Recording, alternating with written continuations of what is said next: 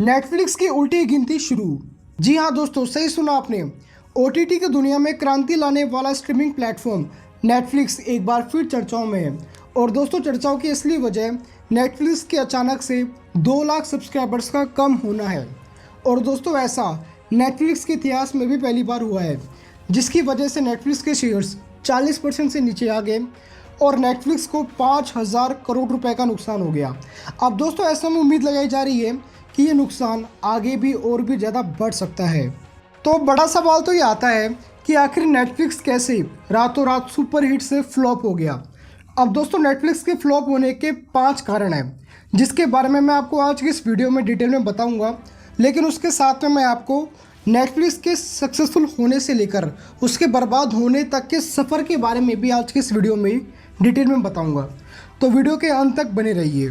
तो सफ़र की शुरुआत होती है 1997 में, जब एक अमेरिकन बिजनेसमैन रीड हॉस्टिंग और कंप्यूटर एग्जीक्यूटिव मार्क रेडलॉफ ने नेटफ्लिक्स की शुरुआत की थी। दोस्तों, आप लोगों को जानकर हैरानी होगी कि नेटफ्लिक्स की शुरुआत किसी ओटीटी प्लेटफॉर्म के लिए नहीं की गई थी, बल्कि घर घर डीवीडी किराए पर देने के लिए की गई थी। दोस्तों, इस सर्विस के अंदर होता ये था कि जिसे भी डीवीडी चाहिए होती थी, वो कंपनी के नंबर पे कॉल करके ऑर्डर कर देता था। फिर वो डीवीडी किराए के रूप में कुछ दिनों के लिए कस्टमर के घर पर डिलीवर कर दी जाती थी।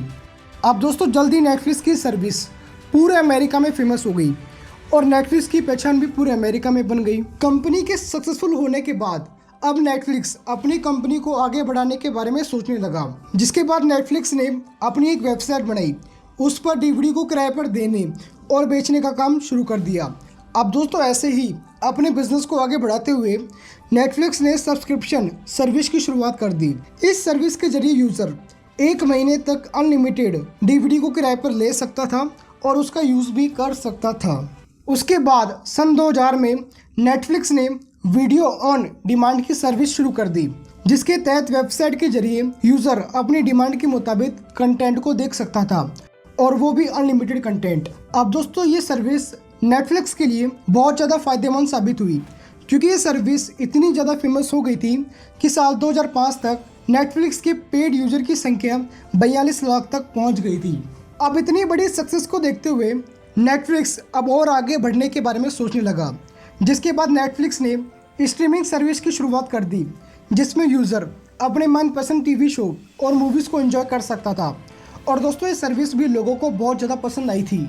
उसके बाद नेटफ्लिक्स ने धीरे धीरे अपनी पहुंच एप्पल के आईफोन और आईपैड तक पहुंचाई। और अब वक्त था साल 2013 का, जब नेटफ्लिक्स ने अपने पहले ओरिजिनल कंटेंट लिली हैमर को बनाया था, जिसके बाद कई सारे ओरिजिनल कंटेंट नेटफ्लिक्स पर पब्लिश किए जाने लगे और नेटफ्लिक्स धीरे धीरे कई देशों में छाने लगा, क्योंकि लोगों को नेटफ्लिक्स के कंटेंट बहुत ज़्यादा पसंद आने लगे थे। और दोस्तों, अब तो बात अवार्ड तक पहुंच गई थी। साल 2014 में एम्बी अवार्ड के नेटफ्लिक्स को 31 नॉमिनेशन मिले थे, जिसमें से नेटफ्लिक्स ने 3 अवार्ड अपने नाम किए थे। उसके बाद 2017 में नेटफ्लिक्स ने best documentary short film white helmet के लिए ऑस्कर अवार्ड भी अपने नाम किया था। और दोस्तों, इसी के साथ नेटफ्लिक्स के 10 करोड़ से भी ज़्यादा सब्सक्राइबर्स हो गए थे और 130 से ज़्यादा देशों में अपनी पहचान बना ली थी। इसके अलावा पूरी दुनिया में बढ़ते मोबाइल यूज़र को देखते हुए नेटफ्लिक्स ने समय समय पर अपने नए नए प्लान को निकाला, जिससे करोड़ों लोगों ने नेटफ्लिक्स को सब्सक्राइब किया और आज नेटफ्लिक्स के पास 21 करोड़ से भी ज़्यादा सब्सक्राइबर्स मौजूद है। लेकिन दोस्तों, चौंका देने वाली बात तो ये है कि अब नेटफ्लिक्स के सब्सक्राइबर बहुत तेज़ी से कम होते जा रहे हैं, और जिस स्पीड में सब्सक्राइबर कम हो रहे हैं, उसे देखकर तो ये लगता है कि वो दिन दूर नहीं जब नेटफ्लिक्स पूरी तरह बर्बाद हो जाएगा।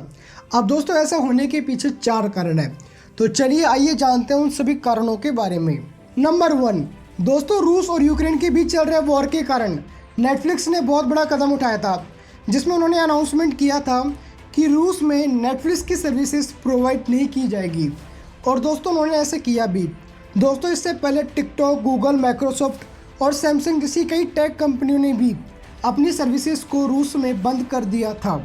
लेकिन दोस्तों, नेटफ्लिक्स का रूस में अपनी सर्विसेज को बंद करना उस पर ही भारी पड़ गया, क्योंकि रूस में नेटफ्लिक्स के लगभग 10 लाख सब्सक्राइबर थे और सर्विसेज बंद होते ही नेटफ्लिक्स को 10 लाख सब्सक्राइबर्स का लॉस हो गया, जिसकी वजह से नेटफ्लिक्स के शेयर काफ़ी ज़्यादा नीचे आ गए थे और दोस्तों ये कंडीशन आज भी चल रही है, जिसकी वजह से नेटफ्लिक्स को कई हज़ारों करोड़ों का नुकसान होता जा रहा है। नंबर 2, दोस्तों नेटफ्लिक्स ने हाल ही में ये अनाउंसमेंट की है कि जो लोग अब नेटफ्लिक्स का आईडी पासवर्ड दूसरे लोगों को शेयर करते हैं तो उनको अब एक्स्ट्रा चार्ज देना होगा, क्योंकि दोस्तों नेटफ्लिक्स के 10 करोड़ से भी ज़्यादा ऐसे सब्सक्राइबर हैं जो अपना आईडी पासवर्ड बहुत सारे लोगों को शेयर करते हैं, जिसकी वजह से नेटफ्लिक्स को काफ़ी ज़्यादा नुकसान होता है। तो दोस्तों इसी नुकसान को पूरा करने के लिए नेटफ्लिक्स ने ये अनाउंसमेंट की है, लेकिन दोस्तों ये अनाउंसमेंट लोगों को बिल्कुल ही पसंद नहीं आ रही, जिसकी वजह से लोग अब धीरे धीरे नेटफ्लिक्स को छोड़ते जा रहे हैं। नंबर 3, दोस्तों नेटफ्लिक्स का हाई सब्सक्रिप्शन चार्ज भी उसकी बर्बादी का एक बड़ा कारण है। दोस्तों नेटफ्लिक्स के अलावा ऐसे और भी OTT प्लेटफॉर्म मौजूद हैं जिनका 1 साल का सब्सक्रिप्शन नेटफ्लिक्स के 1 महीने के सब्सक्रिप्शन के बराबर है। यानी दोस्तों हाई सब्सक्रिप्शन चार्ज भी नेटफ्लिक्स की बर्बादी का एक बड़ा कारण है। इसके अलावा दोस्तों नेटफ्लिक्स ने हाल ही में ये अनाउंसमेंट की है कि नेटफ्लिक्स पर अब आपको ऐड भी देखने को मिलेंगे। अब दोस्तों आप खुद ही बताओ कि पहले तो हम इतना महंगा नेटफ्लिक्स का सब्सक्रिप्शन ले, फिर उसके बाद अगर हमें बार बार ऐड स्किप करना पड़े तो कौन ही नेटफ्लिक्स का यूज़ करना चाहेगा। भाई मैं तो बिल्कुल भी यूज़ ना करूँ नेटफ्लिक्स का। लेकिन दोस्तों क्या आप लोग अभी भी नेटफ्लिक्स का यूज़ करोगे? वेल दोस्तों आपके जो भी ओपिनियन हो हमें नीचे कमेंट सेक्शन में लिख के ज़रूर बताना। नंबर 4, दोस्तों आप लोगों ने नेटफ्लिक्स पर एक बात तो नोटिस की होगी कि जब भी आप नेटफ्लिक्स को ओपन करते हैं तो वहाँ पर आपको इंडियन वेब सीरीज़ और मूवीज़ काफ़ी कम देखने को मिलती है, क्योंकि दोस्तों नेटफ्लिक्स पर इंडियन यूज़र के लिए कंटेंट बहुत ही ज़्यादा कम है। और अगर हम इसकी तुलना में हम अमेज़ॉन प्राइम वीडियो या डिज्नी प्लस हॉटस्टार को देखें तो वहाँ पर आपको भर भर के इंडियन कंटेंट देखने को मिल जाते हैं। तो दोस्तों ये भी एक बड़ी वजह है कि लोग अब इंडिया में नेटफ्लिक्स का यूज़ करना पसंद नहीं कर रहे। और इसके अलावा दोस्तों नेटफ्लिक्स का सब्सक्रिप्शन लेने के बाद हमें कुछ भी एक्स्ट्रा नहीं मिलता।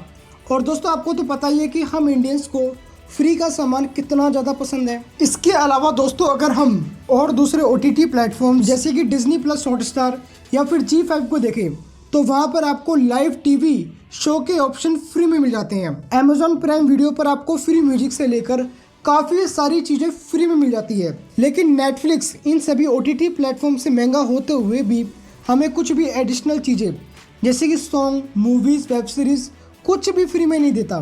तो दोस्तों ये कुछ कारण हैं जिनकी वजह से लोग अब नेटफ्लिक्स को धीरे धीरे छोड़ते जा रहे हैं। तो क्या लगता है आपको कि हमें नेटफ्लिक्स का यूज़ करना चाहिए या नहीं? वेल आपके जो भी ओपिनियन हो हमें नीचे कमेंट सेक्शन में लिख के ज़रूर बताएं। और अगर आपको वीडियो पसंद आई हो तो वीडियो को लाइक करें, चैनल पे नए हो तो सब्सक्राइब करो ताकि आप ऐसी और भी वीडियोस को आप बिल्कुल मिस ना कर सको।